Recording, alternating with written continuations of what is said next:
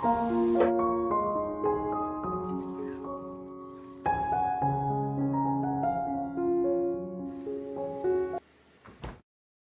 के दिन और व्लॉग का आगाज़ सुबह की चाय से। सुबह की चाय बस दिन भर की एनर्जी देती है, घर के छोटे छोटे काम, खुद के लिए थोड़ा सा वक्त और थोड़ी सी मोटिवेशन। बस इसी वाइब में आज का व्लॉग है। अस्सलामुअलैकुम एंड हेलो एवरीवन, कैसे हैं आप सब। उम्मीद करती हूँ सब खैरियत से होंगे। अल्हम्दुलिल्लाह मैं भी खैरियत से और एक नए व्लॉग के साथ आपकी खिदमत में हाजिर। अच्छा, आज का व्लॉग अगर आपको किसी भी पॉइंट पे अच्छा लगे तो लाजमी वीडियो को लाइक कीजिएगा, शेयर कीजिएगा और चैनल को सब्सक्राइब करना मत भूलिएगा। अच्छा, मैं हमेशा कोशिश करती हूँ कि दिन का आगाज़ पॉजिटिव थॉट से हो, चाहे जितना भी काम हो बस दिल से करना है, तभी मज़ा आता है। अच्छा, आज किचन में बारी थी फ्रिज को भी साफ़ करने की। अच्छा, अगर आपका फ्रिज साफ़ है ना तो यकीन माने इतनी पीसफुल फीलिंग आती है ना। तकरीबन हर 15 दिन के बाद मैं फ्रिज साफ़ करती हूँ। अच्छा, सारी शेल्फ्स वगैरह इसकी मैंने उतार के उनको वॉश करके ड्राई करके सेट किया था। अच्छा, ये हरी मिर्चें और लीमू रह गए थे, इनको भी मैंने वॉश करके अभी बाहर ही शेल्फ पे छोड़ दिया। ये ड्राई हो जाएंगे फिर रखूँगी। अगर गीली गीली चीज़ अंदर रखें तो वो ज़्यादा जल्दी ख़राब होना शुरू हो जाती है। अच्छा, फ्रिज साफ़ करने के बाद मैं आ गई थी इस रूम में, क्योंकि सुबह से मैंने इसकी डीप क्लीनिंग स्टार्ट की हुई थी। असल में हमारे घर पे चल रही है डीप क्लीनिंग। ये मौसम ऐसा है ना, इसमें डीप क्लीनिंग करने का बहुत मज़ा आता है। ना सर्दी होती है और ना ज़्यादा गर्मी होती है। बहुत आसानी से आप अपने घर के एक एक कोने को बड़े आराम से साफ़ कर सकते हैं। और मुझे ये वाला जो मौसम है ना, अक्टूबर और नवंबर वाला, डीप क्लीनिंग के लिए बिल्कुल बेस्ट लगता है। और इतने सुकून से आप सारे घर का काम करते हैं, बिल्कुल आपको थकन भी नहीं होती और आप अच्छे से अपने सारे काम मैनेज कर लेते हैं। अच्छा, छत वगैरह मैंने और दीवारें सुबह ही साफ़ कर ली थी। अलमारियाँ एक दिन पहले मैंने सेट की थी, सर्दियों के कपड़े रखे थे और गर्मियों के यानी कि गर्मियों के रख दिए थे, सर्दियों के निकाल लिए थे।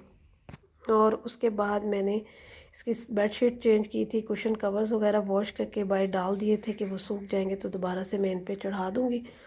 तो कमरे की डीप क्लीनिंग हो गई थी। दोबारा लंच के लिए मैं किचन में आई तो मेरे माइंड में पहले से ही चल रहा था कि आज मैंने माइक्रोवेव ओवन की सफाई करनी है। अच्छा, मैं कोशिश करती हूँ कि हर हफ्ते में इसकी क्लीनिंग कर लूँ। मैं ज़्यादा लंबे अरसे के लिए इसको ऐसे नहीं छोड़ती। अच्छा, ये एक ज़बरदस्त सलूशन है। सिरका, मीठा सोडा और नींबू का रस डाल के आप 2-3 मिनट के लिए ओवन चला दें और 1-2 मिनट के लिए इसको ऐसे ही छोड़ दें। अच्छा, उसके बाद आप इसको खोल के चेक कीजिएगा कि जितनी भी अंदर ग्रीस और स्टेन्स वगैरह ना, वो इतने सॉफ्ट पड़ जाएंगे कि सिंपल आप कपड़े के साथ इसको साफ़ करेंगे ना तो आपका ओवन बिल्कुल इस तरह से हो जाएगा जैसे आज आप नया लेके आए। साफ़ सुथरा चमकदार हो जाएगा। कोशिश किया करें कि वीकली अपने ओवन की क्लीनिंग कर लिया करें। अगर डेली बेसिस पे ना थोड़ा सा वक्त किचन को दिया जाए ना तो कभी भी बर्डन नहीं लगता। छोटे स्टेप्स बड़ी क्लीनेस लाते हैं। तो कोशिश किया करें डेली बेसिस पे अपने किचन की कोई ना कोई चीज़, जैसे ओवन हो गया, फ्रिज हो गया, कैबिनेट्स हो गए, कोई भी कॉर्नर सिंक एरिया हो गया, लाजमी उसकी डीप क्लीनिंग किया करें। इस तरह तो आप डीप क्लीनिंग से भी बच जाती हैं, यानी कि आपके काम बढ़ते नहीं हैं और आपको ज़्यादा एफ़र्ट भी नहीं करनी पड़ती और आप स्ट्रेस फ्री रहती हैं और टाइम की भी बचत हो जाती है।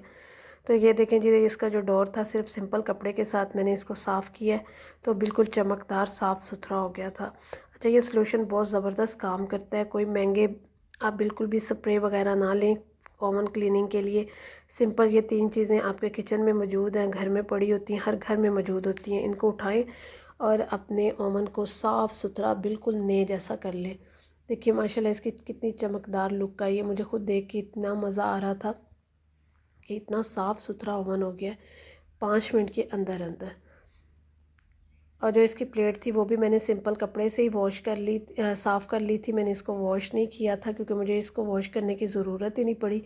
और सेकंडली आप जब भी ओवन में खाना गर्म किया करें ना तो अपने खाने के ऊपर कोई ना कोई चीज़ दे के, प्लेट वगैरह ढाँप के अगर आप अपना खाना गर्म करते हैं ना तो फिर आपका ओवन बिल्कुल भी ख़राब नहीं होता। अच्छा जी, आज के व्लॉग की जो रेसिपी है वो सूजी का हलवा है। यहाँ पे मैं सूजी का हलवा बना रही हूँ तो मैंने कहा उसकी रेसिपी आपके साथ शेयर करती हूँ। एक बाउल ले लिया था मैंने चीनी का और 4 बाउल मैंने ले लिए थे पानी के। और यहाँ पे मैंने शरबत बनने के लिए रख दिया। 3 से 4 सब्ज़ इलायचियाँ ऐड कर दी थी, इससे खुशबू बहुत अच्छी आती है। अच्छा, दूसरी तरफ मैंने कढ़ाई ले ली थी, उसमें मैं अब ऐड करने लगी हूँ देसी घी। अच्छा, मैंने एक बाउल लिया था सूजी का और एक बाउल ही मैंने चीनी का लिया। 4 बाउल मैंने पानी के ले लिए थे। सिंपल मेथड है, मैं इसी मेथड से हमेशा सूजी का हलवा बनाती हूँ। उम्मीद करती हूँ कि मेरा मेथड आपको पसंद आएगा। अच्छा, सूजी ज़्यादा थी, इसी हिसाब से मैंने घी भी ज़्यादा लिया है।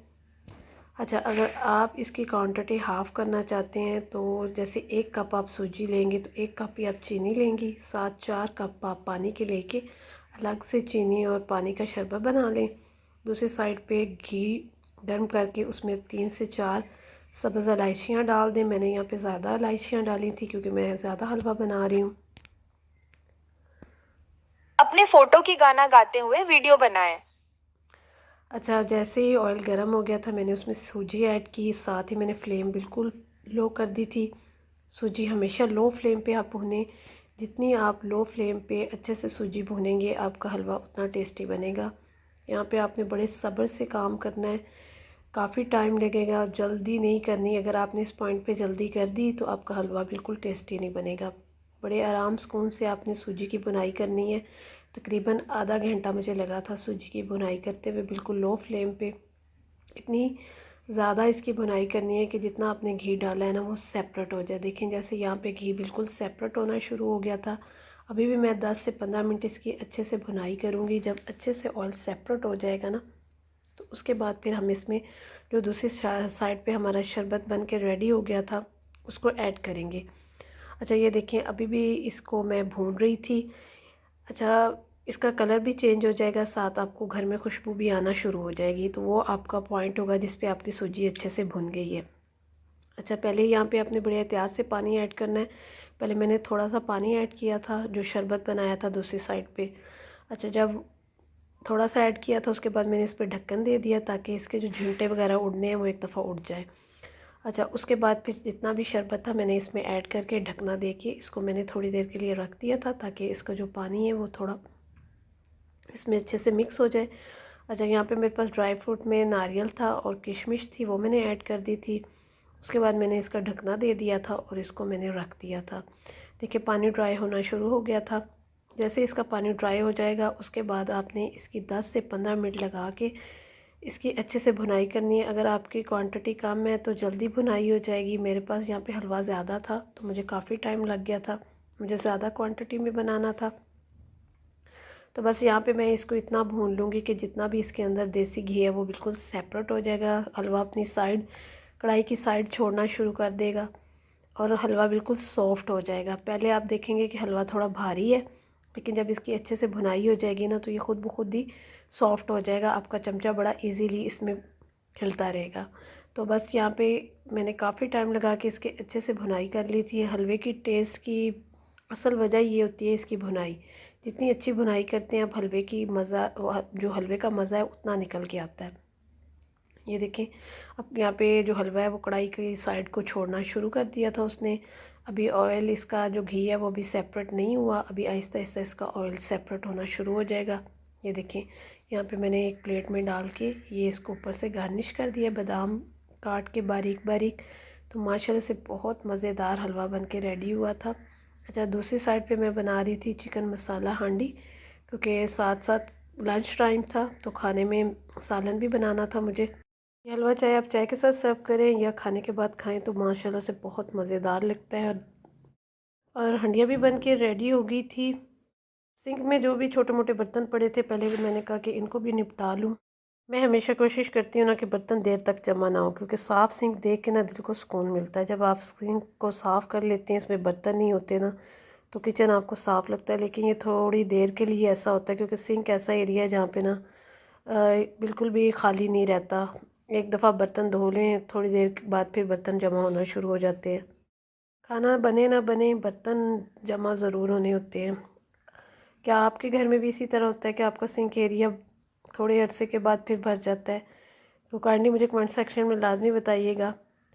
और जो ये सिंक, जो मेरे ओवन के ऊपर चीज़ें पड़ी हुई थी उनको भी मैंने कहा कि मैं साथ ही वॉश कर लेती हूँ, क्योंकि अगर अंदर से ओवन साफ़ किया है तो बाहर से भी उसकी सफाई ज़रूरी है। अपने ओवन के ऊपर जितनी चीज़ें रखी हो ना तो उनको भी साथ ही साफ़ कर लिया करें, मेंटेन कर लिया करें। इससे आपके जो किचन कॉर्नर होता है जिसमें आपका ओवन पड़ा होता है उसकी लुक बहुत अच्छी आती है।